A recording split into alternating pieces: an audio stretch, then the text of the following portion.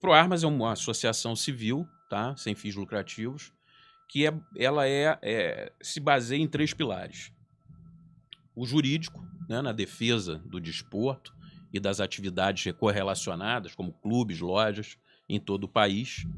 Nós temos o pilar cultural, né, que é realmente você não perder a noção da tradição e da importância do tiro no Brasil. E aí não é só o tiro desportivo. As pessoas fazem muita confusão. Existe sobre a caça, por exemplo, né, se fala muita besteira por aí. As pessoas não sabem o que estão falando. No Brasil, o que existe, na verdade, é o manejo de espécies invasoras. Que é o javali. Na verdade, nem é javali, né? Ele é um cruzamento híbrido, né? A gente javali com chama aqui de porco. java-porco. Então, assim, é uma espécie que se reproduz muito rápido, destrói a nossa flora, destrói a nossa fauna. O java-porco, e você tem uma ideia, ele é tão agressivo que ele mata a onça pintada.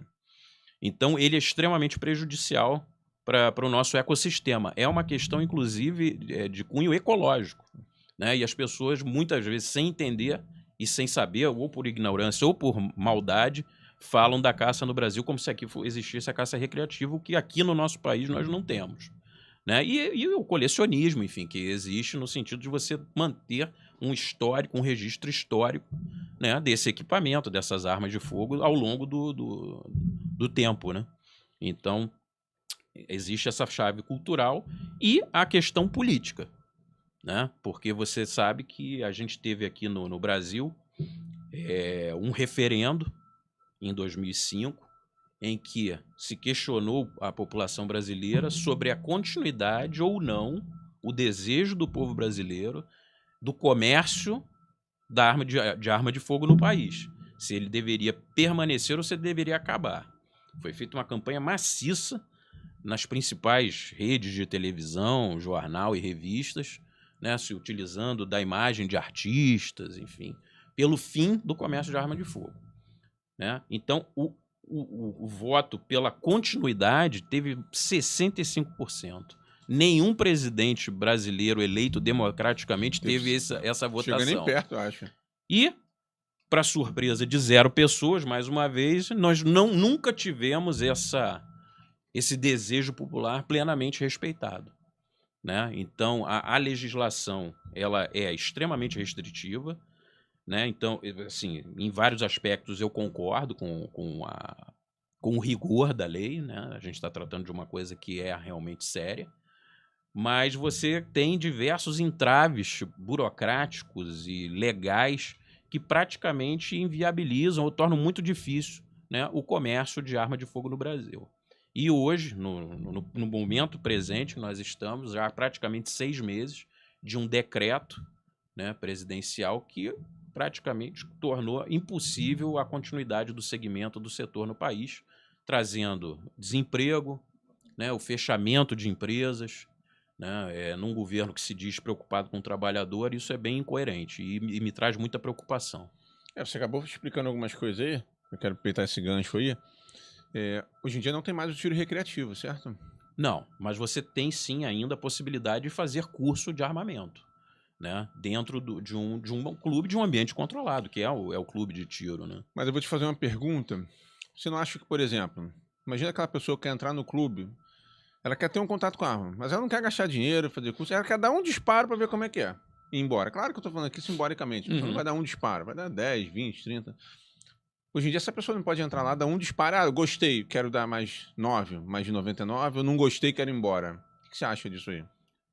Bom, cara, é mais um dos absurdos, né, da legislação. Eu sou totalmente favorável a que você tenha uma flexibilização nesse sentido.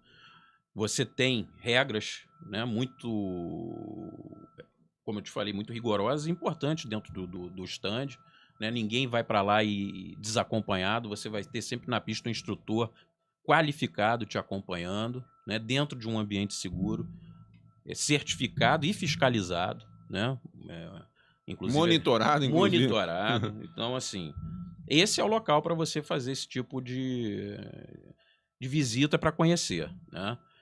O que a gente notou nos últimos anos, principalmente de 2018 para cá, foi que as pessoas não sabiam sequer que elas poderiam ir a um clube de tiro para praticar o tiro.